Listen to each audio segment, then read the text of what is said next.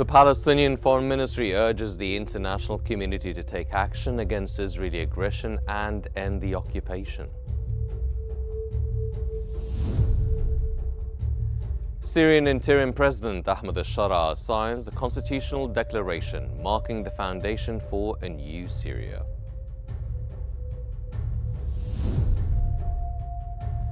And Russian President Vladimir Putin confirms Moscow accepts the ceasefire proposals, stressing on the need for lasting peace.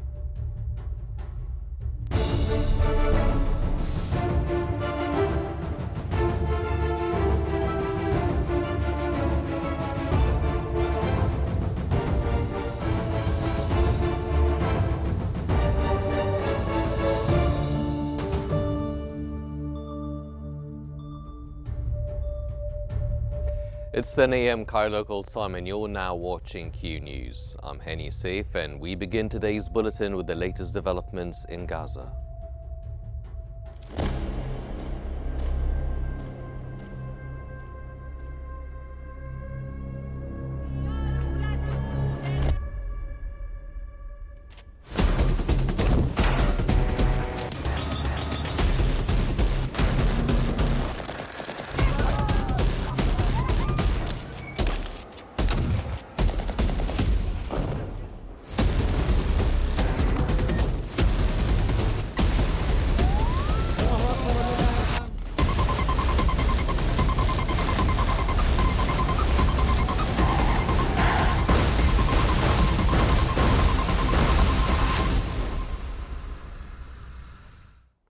The Palestinian Foreign Ministry has called on the international community to move beyond statements and take concrete action to halt Israeli aggression and end the occupation.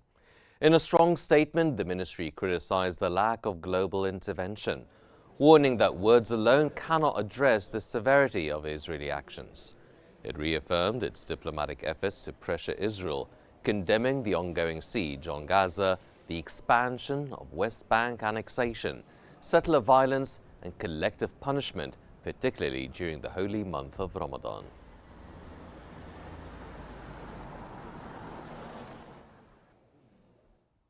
The Palestinian Foreign Ministry has further welcomed the United Nations report detailing Israel's systematic crimes in the occupied territories, including the use of gender-based violence as a tool of repression. In a statement, the ministry has called for accountability and strongly condemned any attempts to undermine the investigation. It has also urged the international community to support the inquiry, enforce its recommendations, and take firm legal, diplomatic, and economic measures to end Israel's impunity and ensure justice for Palestinian victims.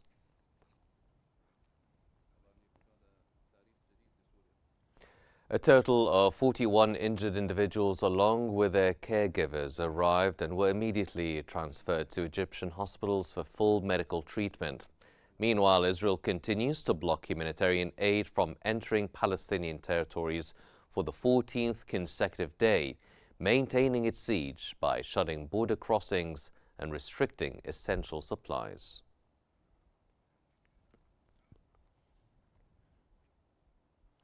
Syrian interim president Ahmed al-Shara has signed the constitutional declaration, laying the foundation for a new Syria. In his remarks, al-Shara expressed hope for a future driven by knowledge over ignorance and mercy over suffering.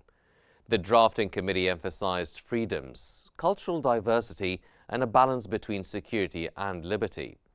The declaration upholds Islamic jurisprudence, protects religious rights, ensures judicial independence, and guarantees media freedom, while granting parliament authority over ministers and the president.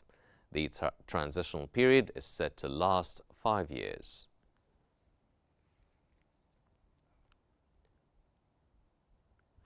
Turkish media has reported that a delegation led by Foreign Minister Hakan Fidan has begun a visit to the Syrian capital, Damascus. Meanwhile, Syria's Constitutional Declaration Committee announced that the People's Assembly will assume full legislative authority, while the president will oversee the executive branch. The committee also reaffirmed Syria's commitment to human rights treaties signed by the state, as stated during its last meeting.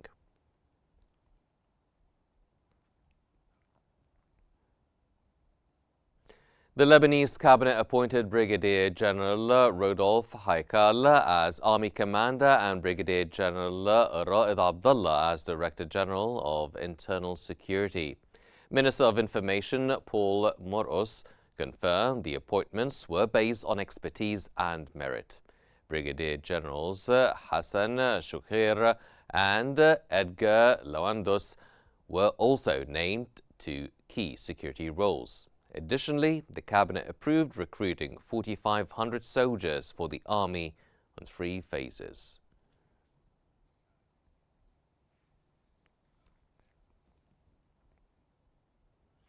And now we move on to the latest developments in the Russian-Ukrainian conflict.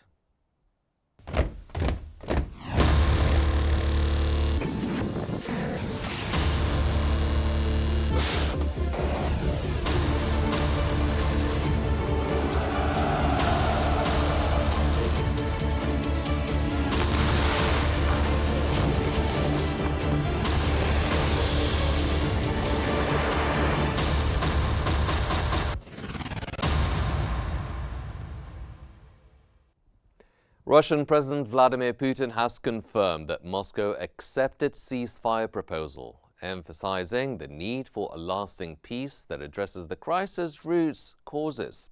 Speaking alongside the president of Belarus, Putin questioned how Ukraine would use the 30-day ceasefire. He warned that Ukraine might exploit the truce for rearmament and insisted that Kiev should push the U.S. to halt hostilities. Meanwhile, Russian forces continue advancing on nearly all fronts, particularly in Kursk.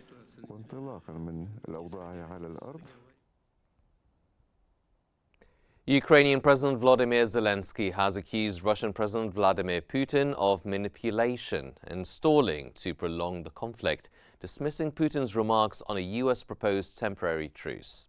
In his nightly address, Zelensky urged increased pressure on Moscow, asserting that Putin is committed to the conflict. He emphasized that Ukraine imposes no conditions for peace, blaming Russia for delays, while vowing to work with allies to force an end to the conflict.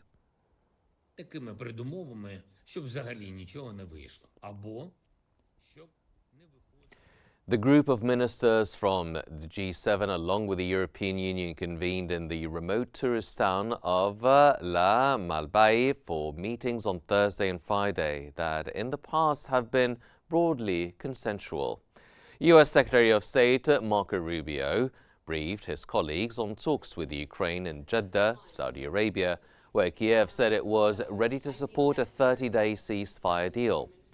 But officials said ambiguous comments by Russian President Vladimir Putin left delegates unclear where things stood. Is on the top of our agenda. The goal for our meeting is to advance collective.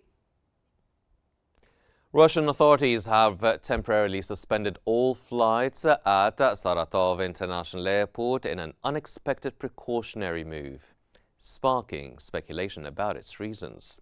The airport administration statement provided no specific details on the threat, but cited security measures in coordination with relevant agencies.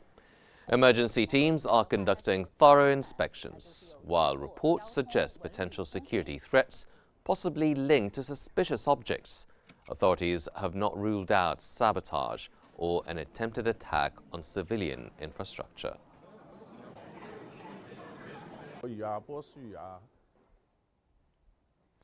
European Commission President Ursula von der Leyen has reaffirmed her stance on the Ukraine ceasefire. Von der Leyen emphasized that any peace process must lead to a lasting agreement rather than a temporary truce. Speaking at a press conference after the EU-South Africa summit in Cape Town, she stressed the need for a genuine and enduring resolution to the conflict rather than a short-term cessation of hostilities. Nobody needs that on both sides, neither in the European Union nor in the United States. Russian President Vladimir Putin has met with Belarusian President Alexander Lukashenko in Moscow to discuss bilateral relations and cooperation. The visit marked Lukashenko's first official trip abroad since his re-election as Belarus's president in January. During the talks, Putin emphasized the growing collaboration between Russia and Belarus, highlighting its significance and the active cooperation between the two nations across various sectors. He also noted their strong partnership within multilateral organizations, including the United Nations, the Shanghai Cooperation Organization, and BRICS. Lukashenko, in turn, praised the unique cooperation model between the two countries, suggesting that their friendly relations could serve as an example for others.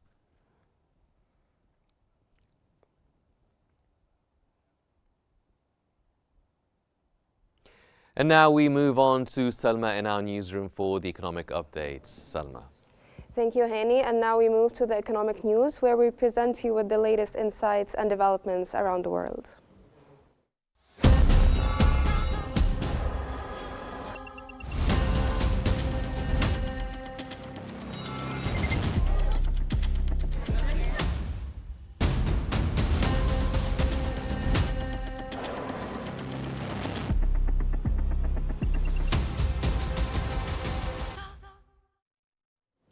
Gold prices stabilized after an increase supported by rising demand for safe haven assets following sharp fluctuations on Wall Street due to President Donald Trump's inconsistent plans regarding tariffs and his recent statements that eased recession concerns. Gold was trading near to $1,915 per ounce as investors evaluated Trump's recent move to ease his trade war threats against Ontario, just hours after he stated he would double tariffs on Canadian steel and aluminum to 50%.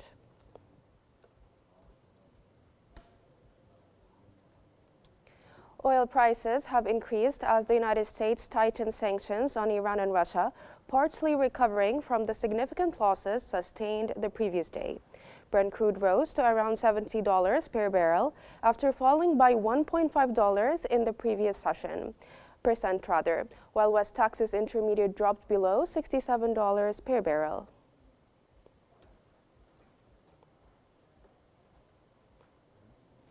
Canada has filed a complaint with the World Trade Organization against the United States over President Donald Trump's tariffs on steel and aluminum imports. The World Trade Organization confirmed that Canada challenged the measures, arguing that the decision to revoke its exemption and raise tariffs on certain steel and aluminum products implemented on March 12 violates U.S. trade commitments.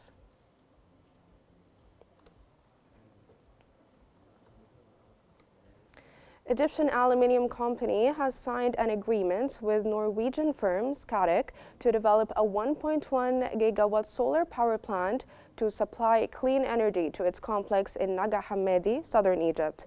With an investment of $650 million, the project aims to enhance the aluminium plant's energy capacity, improve environmental sustainability, and align with international standards for reducing carbon emissions.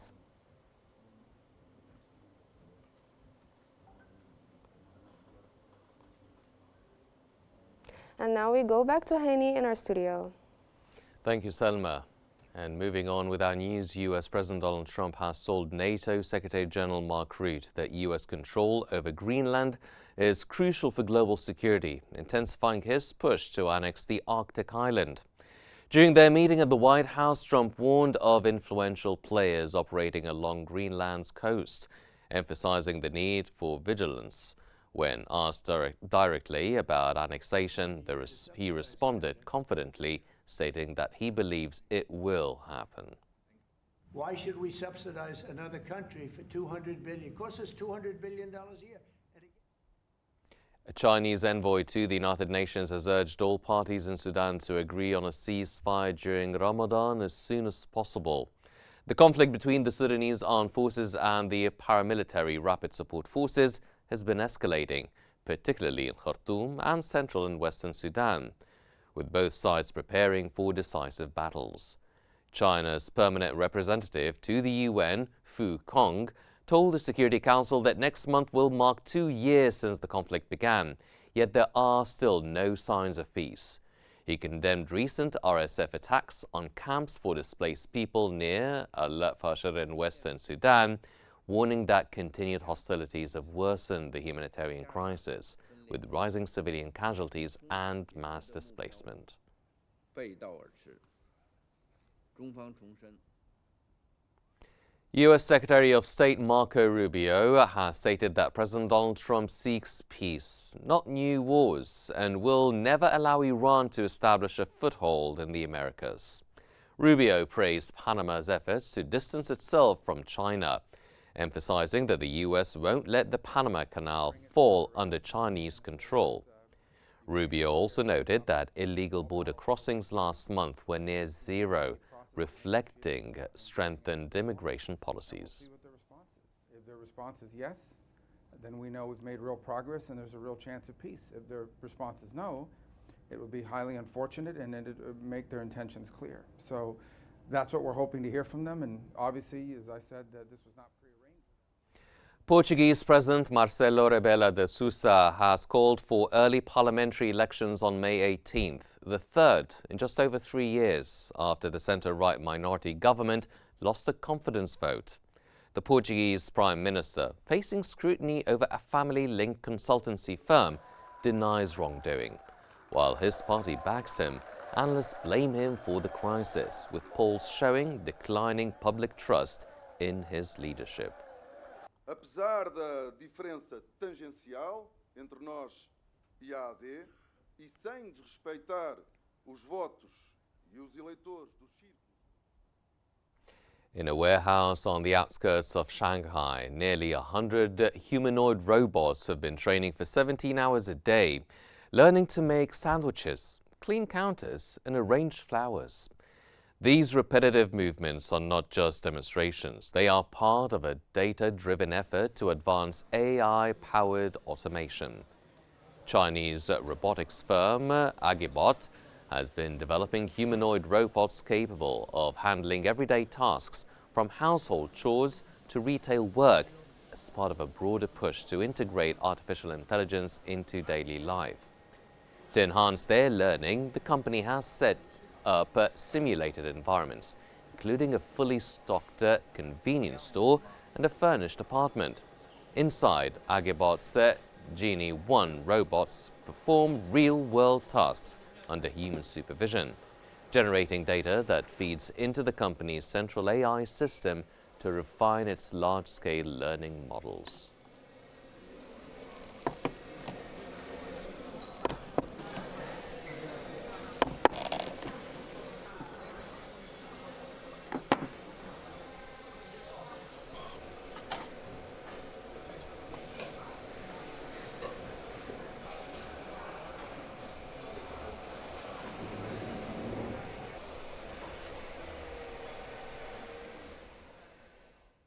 The European Space Agency has released images captured by its Hera space probe during a flyby of Mars.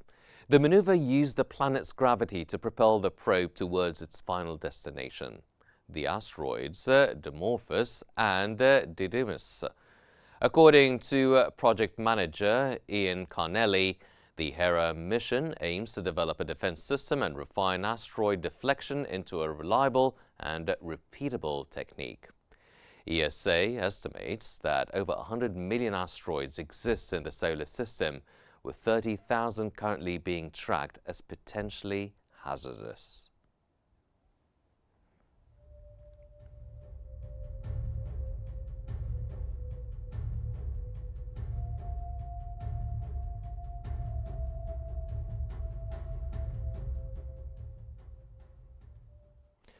Construction is progressing rapidly on a 200,000 kilowatt concentrated solar power system in Dellinga City, Qinghai province, as part of a larger 1 million kilowatt solar thermal energy project. Workers have been installing heliostats for the CSP project, operated by China General Nuclear New Energy Dellinga. According to Deputy Project Manager Qi Jingguo, the main structures, including the heat absorption tower and main plant, have completed roof capping, with heliostat assembly expected to finish by mid to late May. Local officials highlight Dellinga's ideal conditions for solar energy, with an average of 3,200 sunshine hours annually and total solar radiation reaching 7,000 megajoules per square meter. Unlike traditional photovoltaic systems that rely on weather conditions, this solar thermal project will continue supplying electricity after sunset, thanks to the CSP system's ability to store and redirect solar energy.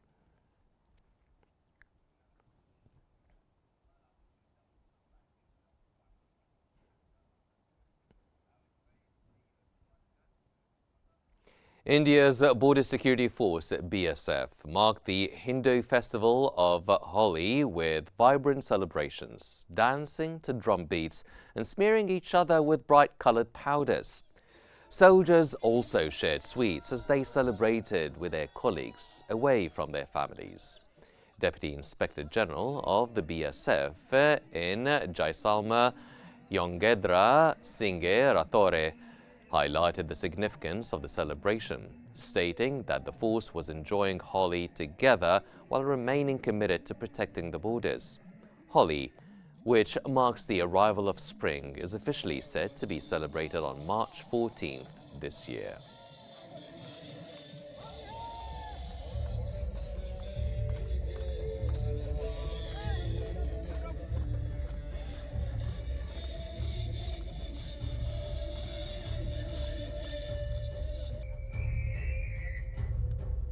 These are all the news we have for now, but here's a reminder of today's main stories.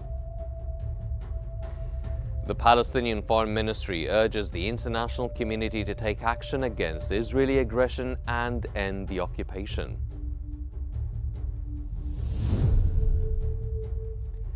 The Syrian interim president, Ahmed al-Shara, signs a constitutional declaration marking the foundation for a new Syria.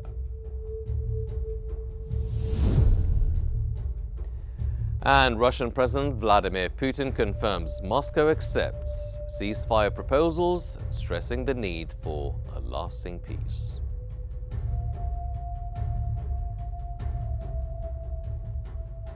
This concludes our news bulletin for this hour, but please don't forget to follow Qnews on YouTube, Facebook, X, Instagram and TikTok at Qnews EGY to stay informed. Thank you for watching and stay tuned for more updates here on Qnews.